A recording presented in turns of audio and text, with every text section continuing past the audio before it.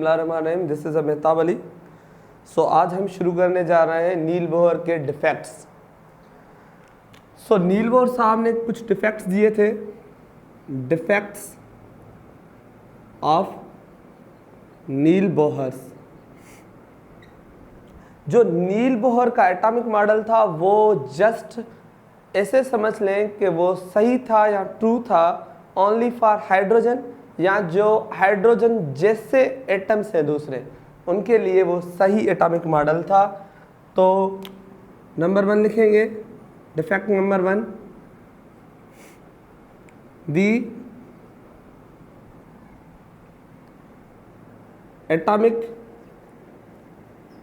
Model which is only true for hydrogen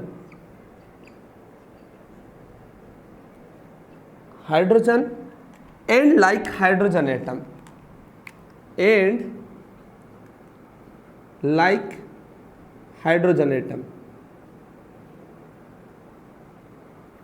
जैसे कि helium है, हीलियम के पास होते हैं 2 इलेक्ट्रॉन, जब उनसे हम 1 इलेक्ट्रॉन लेंगे तो फिर उनके पास बचेगा 1 इलेक्ट्रॉन।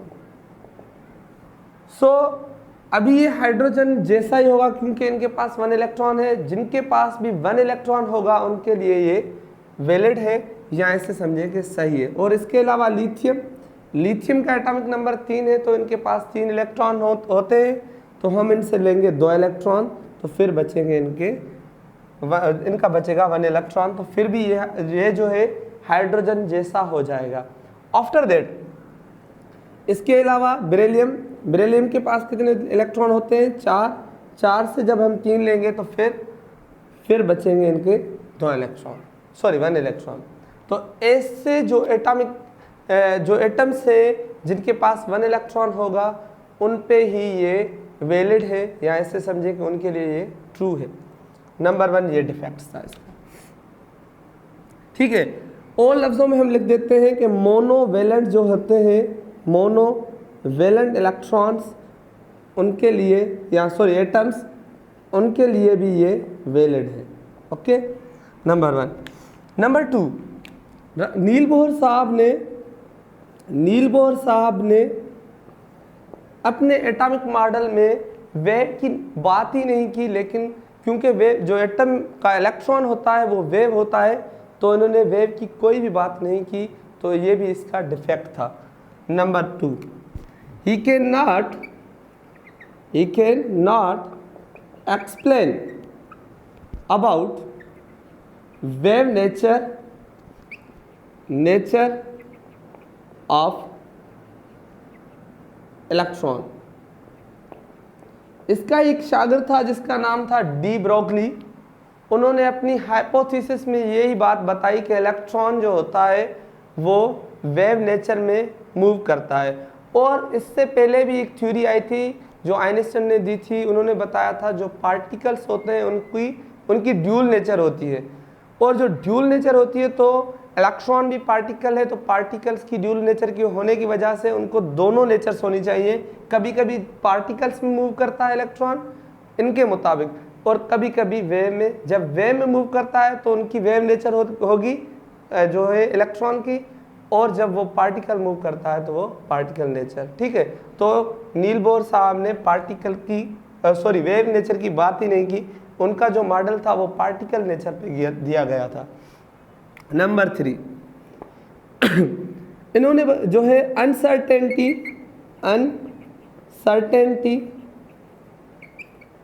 ऑफ हेसेनबर्ग के बारे में भी नहीं बताया, या ऐसे समझे कि इन्होंने कहा था इलेक्ट्रॉन की पोजीशन भी इन्होंने बताई थी और इलेक्ट्रॉन का मोमेंटम भी इन्होंने बताया था। हालांकि हेसेनबर्ग ने कहा था कि जो भी स्मॉलेस्ट पार्टिकल होते हैं उनकी मोमेंटम या पोजीशन एक वक्त में हम मालूम नहीं कर सकते। ऐसे समझे जो भी स्मॉलेस्ट पार्टिकल, या ऐसे समझे कोई इनविजिबल पार्टिकल की पोजीशन और मोमेंटम जो है स्पॉन्टेनियस या इक्लमे में हम नहीं मालूम कर सकते हैं, ये हेसेनबर्ग ने बताया था। So we can not determine the position of electron at spontaneous time, एक वक्त में नहीं बता सकते। तो ये भी इसका डिफेक्ट था। और इन्होंने कहा था, इन्होंने फार्मूले भी दिए थे पोजीशन और मोमेंटम को मालूम करने के लिए, ये भी इसका डिफेक्ट था। अब आएंगे हम पॉइंट नंबर 4 पे। Point number 4, he cannot explain about splitting of spectrum। जो स्पेक्ट्रम की स्प्लिटिंग थी, वो जो स्पेक्ट्रम निकलता है किसी भी चीज़ का या किसी भी एटम का, उनके बारे में भी इन्होंने नहीं बताया था कि वो स्प्लिटिंग कैसे होती है और कौन कौन सी फील्ड पे वो स्प्लिटिंग होती है। नंबर वन है हमारे पास इलेक्ट्रिक फील्ड।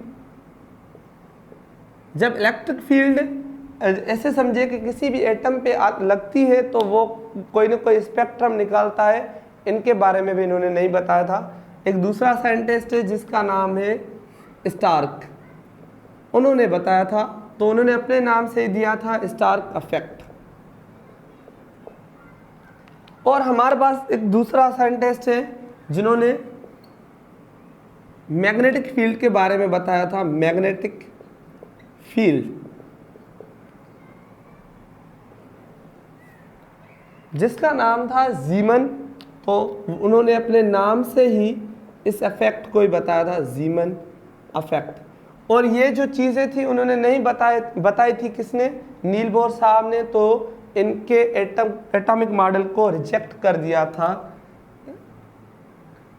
फिर इसके बाद एक मॉडल आया था जिसका नाम था स्क्रीनेजर या शेंडर भी कहा जाता है। ओके।